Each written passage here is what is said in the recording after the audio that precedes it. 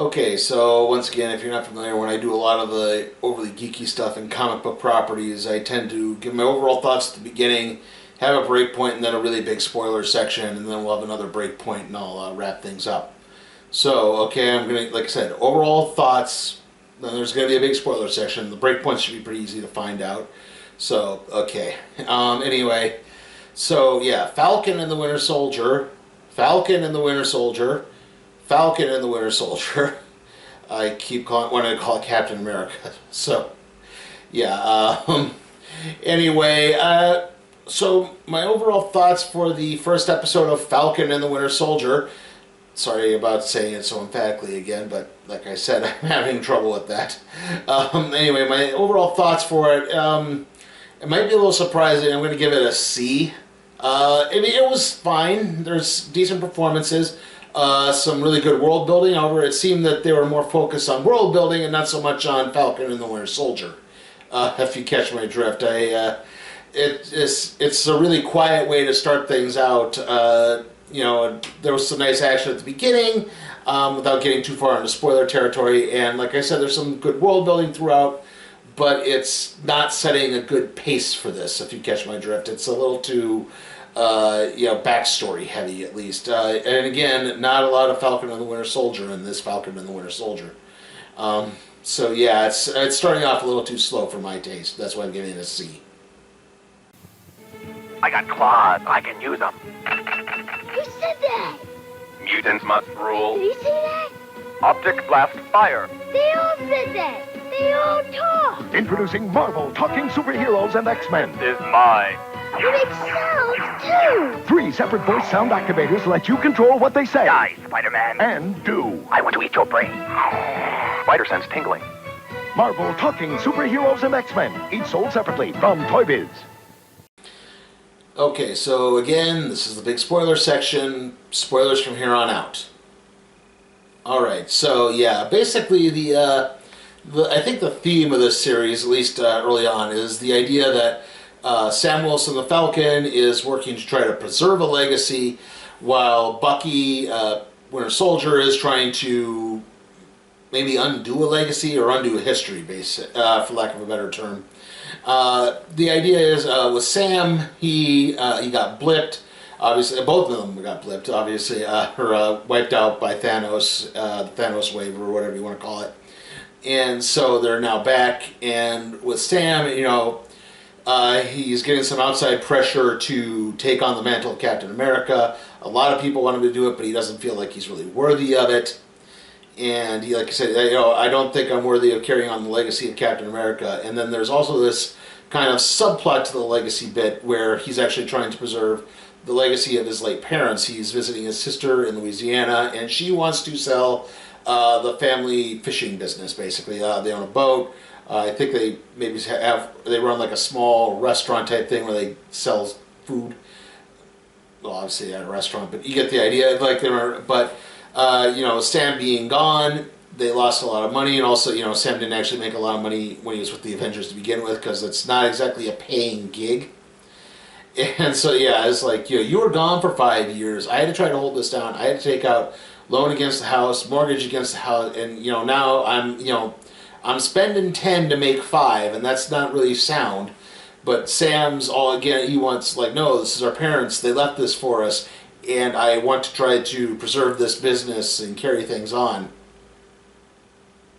And at one point he does try to apply for a loan, but the Small Business Administration has changed some of the rules, and just because he can walk into a bank and say, hey, I'm an Avenger, it's not exactly a sound negotiating tactic, for lack of a better term, and she's trying to push this into it. There are, I will say this, at the beginning of the episode, we see Sam in action.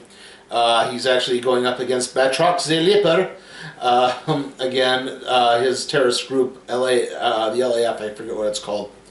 They've taken government liaison hostage, and Sam has to work to rescue him. And then his own military liaison also tips him off to the existence of this group called the Flag Smashers, who are people who want to kind of return things back to the way they were before the blip was undone, because a lot of the world had to change because of the blip, and made things, and now as we're trying to double back and recompensate for the people who've returned back to life, you're in this weird, another realm of, well, we're trying to help people, but but we also like all this other stuff, but we have to get rid of all this other stuff sometimes to help the other people, and you kind of get this weird, again, like we're in this weird nether realm with that.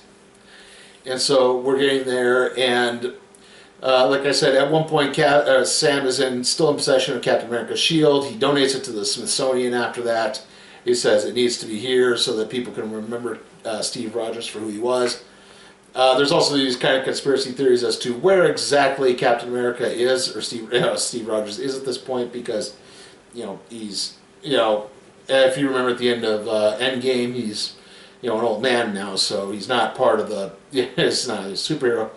They're treating him as if he's dead, but I think there's also this conspiracy theory that he's secretly on the moon, but that's not the case. But yeah, this liaison goes after the Flag Smashers, encounters their leader, who seems to have superpowers. They didn't reveal it, at least I didn't see it, unless there's like a post-credit scene that I missed. But I'm pretty sure, the Flag Smashers leader is Zemo.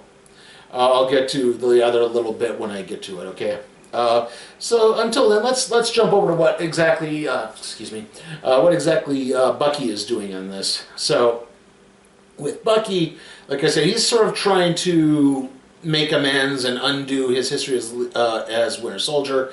It's kind of conditioned as part of his pardon. He has to visit a therapist. And the idea is he's ratting out Hydra operatives that he worked with in the United States government and getting them arrested. He's supposed to do it peacefully without anyone getting hurt, but of course it's kind of hard for him to do that. We see him busting down a corrupt congressperson. It's a woman in this case, so yeah, congresswoman. And, taking out her bodyguard in the process.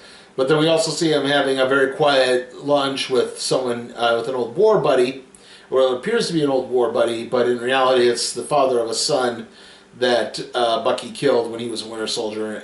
Bucky was in Europe, and the son was also in Europe. Not Mr. Nakagawa, so...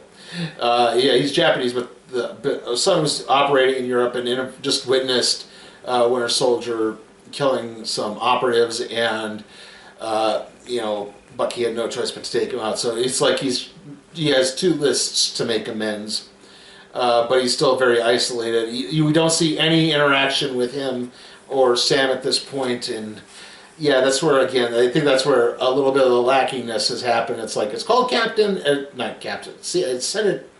I knew I was going to do it once. It's called Falcon and the Winter Soldier, but there's not really any Falcon and the Winter Soldier.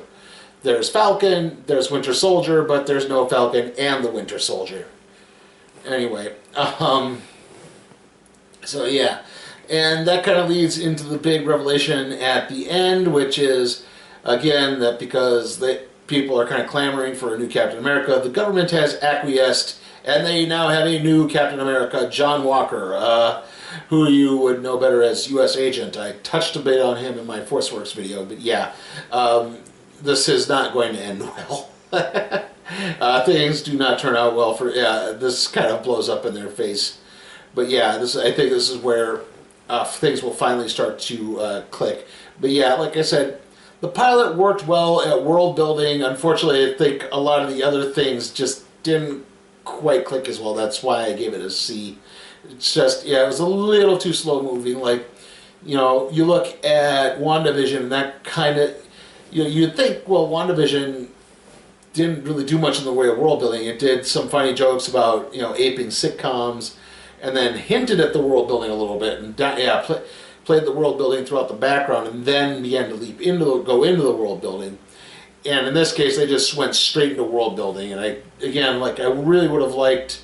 There's a passing reference when Bucky is at his therapy session where, again, the therapist says, "Well, Sam has called you or texted you like 10 times in the last 5 days, and you haven't responded to any of them." And that's really the only thing close to interaction you get between those two. Again, it's called Falcon and Winter Soldier, so yeah, you see where some of the problems are lying in this early bit. But hopefully things will start to get better. I do think things will get better I don't think this is going to be a bad show by any stretch of the imagination, but right now it's not exactly starting off to a great start. New Marvel Mighty Beans! Flip and flop with your favorite Marvel characters like Spider-Man, Hulk, and the special edition Gold Collector Beans. Mighty Beans just can't stop moving, and there are over 75 Marvel Mighty Beans to store and collect. You can only get these 5 special edition Gold Collector Beans with this special TV offer. And we'll include the Spider-Man Collector Case with 3 more Mighty Beans and Flip Track, all for $24.95 plus $9.99 shipping and handling. You must be 18 years or older to order. Okay, so the next video is going to be the random trade review on the Star Trek Archives Volume 1, The Best of Peter David. After that, it's going to be the recap and review for Fastlane, which is on this Sunday. Yes, I finally subscribed to Peacock, so I'll be able to use that, hopefully. And let's see, after that, it's the next kind of, I'll review the rest of Falcon and Winter Soldier when the series concludes, and then I will do, also I'm doing next week it'll be the first episode of Mighty Ducks Game Changers, and then I'll review the rest of that when that series concludes. I'm trying to think what it is I'm going to say. Anyway, see you all next time.